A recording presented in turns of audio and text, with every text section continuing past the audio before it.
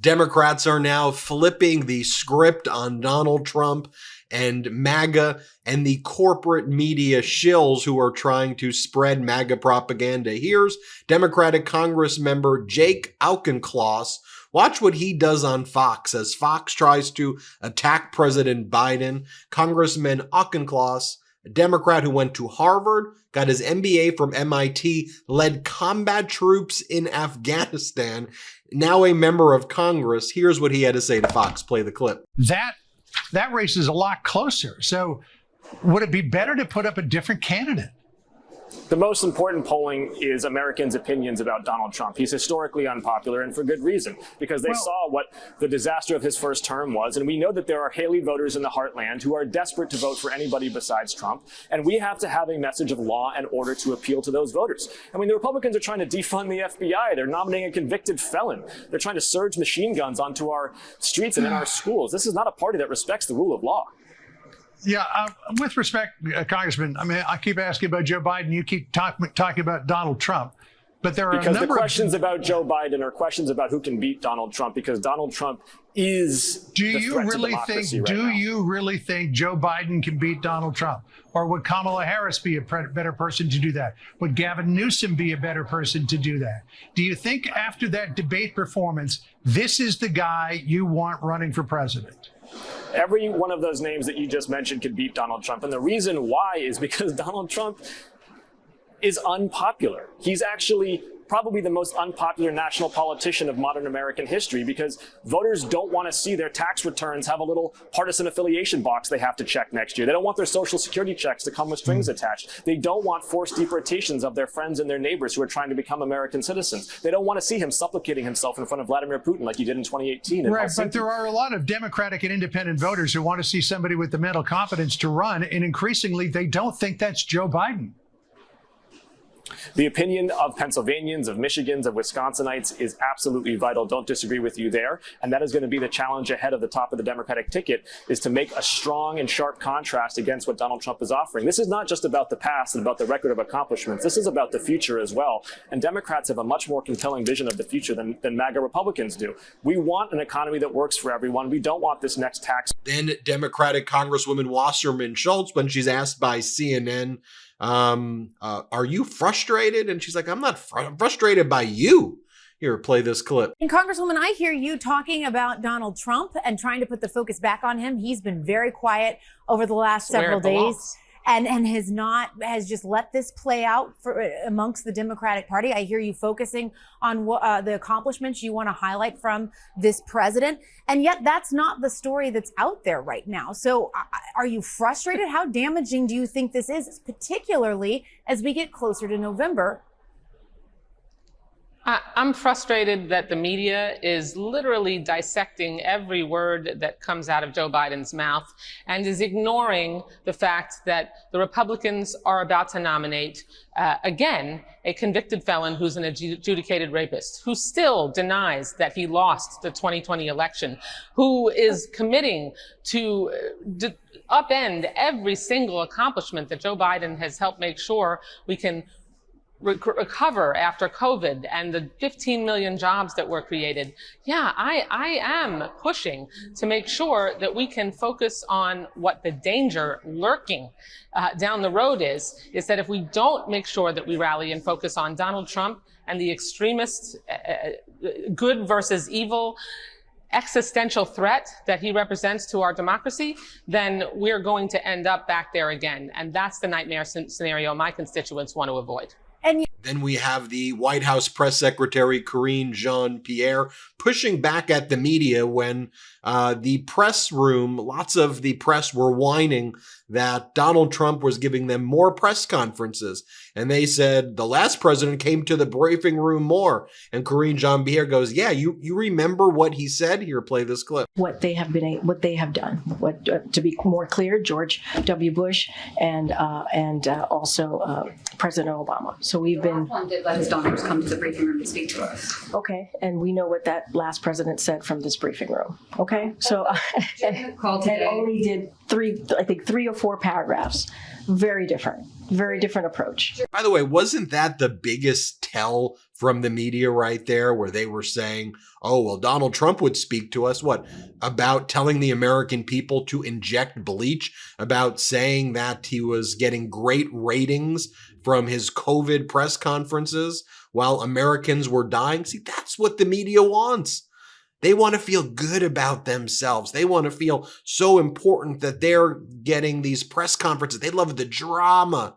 And we, the people, don't want that. We don't want to be told to inject bleach in our veins. We don't want to be told that these are great ratings while family members are dying. We don't want to hear about the leader of America saying that he's not going to agree to a peaceful transition of power. Like, what are we talking about? I got to show you Congressmember Auchincloss one more time. Watch what he's got to say. And again, giving facts. Play the clip. The Biden campaign strategy was to talk about Donald Trump and make this election all about Donald Trump. But now this election has become all about Joe Biden. Is that an election he can win?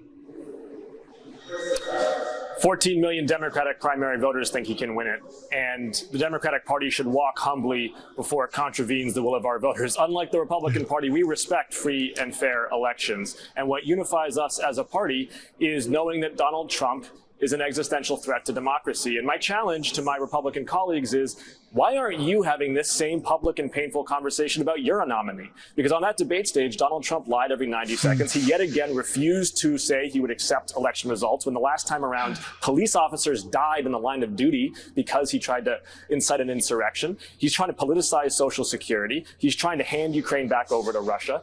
How much more do House Republicans need to hear before they're willing to do the right thing? You know, as I always say, it's the data, and Congressmember Auchincloss doing an incredible job pushing back, flipping the script. Here he is one more time in that interview with Fox. Play the clip. But there are a number of your Democratic colleagues who believe this should be an open discussion, a very public one, because the future of the party in these elections are at stake. Do you disagree with that? I think the party needs to have a dynamic discussion about our best ticket. But regardless of the outcome here, it's going to be a team sport going forward. Democratic Party has a terrific bench of talent. We got Pete Buttigieg go out there talking about infrastructure and the economy. Gina Raimondo talking about domestic manufacturing and outcompeting China. Kamala Harris on reproductive rights and the rule of law. We have a strong story because we've got a strong record. This economy was flat on its back 4 years ago. Since then, it's been 15 million jobs, 18 million small business applications. The United States is stronger relative to China for the first time in a presidential administration in the 21st century.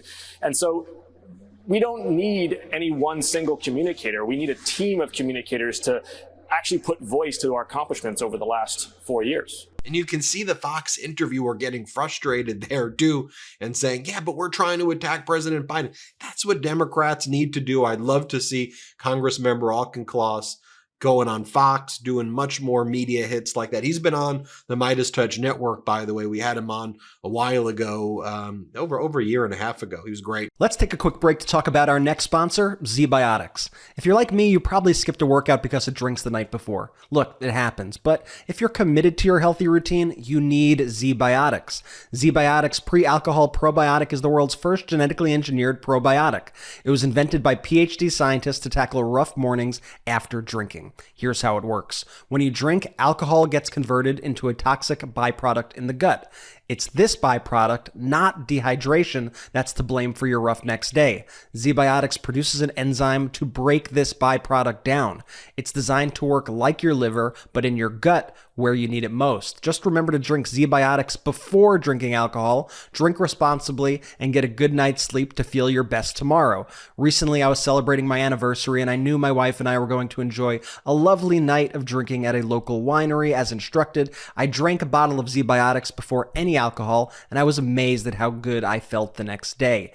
Give ZBiotics a try for yourself. Go to zbiotics.com/Meidas to get 15% off your first order when you use code Meidas at checkout. That's MEIDAS. ZBiotics is backed with a 100% money-back guarantee, so if you're unsatisfied for any reason, they'll refund your money, no questions asked. Remember to head to zbiotics.com/Meidas and use the code Meidas, MEIDAS, at checkout for 15% off. Thank you, ZBiotics, for sponsoring this episode.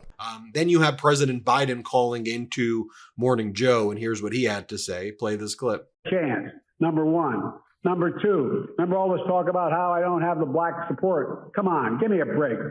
Come with me. Watch.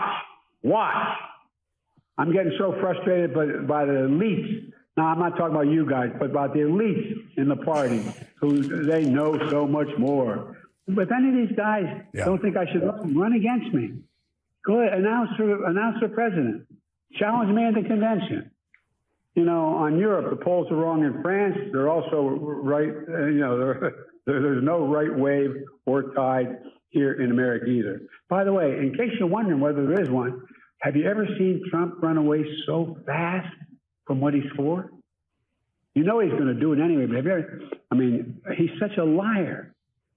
This guy everybody knows what they're planning to do. And here's President Biden wrapping up his interview with Morning Joe with some thoughts on Donald Trump. Play the clip. Time has been more extreme. He makes George Wallace look like a patriot. President Joe Biden, let's make this a thing. Thank you for calling in. We really appreciate it. And thank you for answering our questions. If you're willing to hear from me, I'm willing to talk to you. Thank you very much. We will take it on a regular basis. All right. Thank you, Mr. President. Greatly appreciated. President Joe Biden. Reverend Al, obviously, the New York Times has called you one of the most important voices in the Democratic Party. You're obviously one of the most important voices, if not the most important person in the civil rights movement. You heard the president. And as all of that was going down, you had Senator Mark Warner from Virginia, who was trying to stay Democrat. He was trying to set a call of Democrats to, basically tell Biden to step aside or whatever they were trying to do. And then he actually, when it was clear that just simply was a misread on where the public is as the Democratic base is rallying behind President Biden, Senator Warner canceled it. Here was the moment that took place. Play the clip.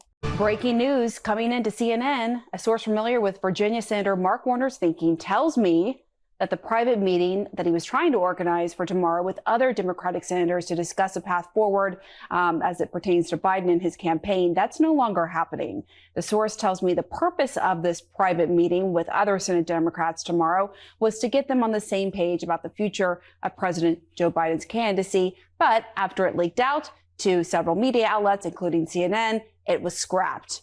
Finally, here's President Biden calling out Donald Trump in no uncertain terms, saying Donald Trump is this guy is a liar and a loser. Here, play the clip. He's just a liar, and he hasn't done a damn thing since the debate. He's been riding around in a golf cart for 10 days or down in Mar-a-Lago talking with his wealthy friends. I'm not running because of these guys, Joe. I'm running because, and you know me well enough to know this from the very beginning, I ran because I never bought on to the trickle-down economic theory. I never bought into the notion that we have to walk away from the rest of the world and cave to Putin or anybody else. I've never believed any of that. And I'm confident that's where the American people are. So what I did was I went out and I wanted to make sure that there wasn't any slippage at all. And with the average voter, I don't care what the millionaires think. There we go. Democrats flipping the script. By the way, President Biden will be speaking to the Democratic Congressional Black Caucus today as well. And this is what I want to see. I want to see President Biden fighting. I want to see Democrats pushing back at these media-led narratives. And it's just so obvious as you think about just even the past 3.5 years. This was such a mask-off moment where the media shows what they really care about, which is, frankly, the destruction of our democracy if they perceive that as temporarily being better ratings for themselves or so that they can feel self-important. But keep pushing back pro-democracy fighters. Keep pushing back. I'm Ben Meiselas from the MeidasTouch Network. Hit subscribe. Let's get to 3 million together. Thanks for watching. Love this video? Make sure you stay up to date on the latest breaking news and all things Meidas by signing up to the MeidasTouch newsletter at MeidasTouch.com/newsletter.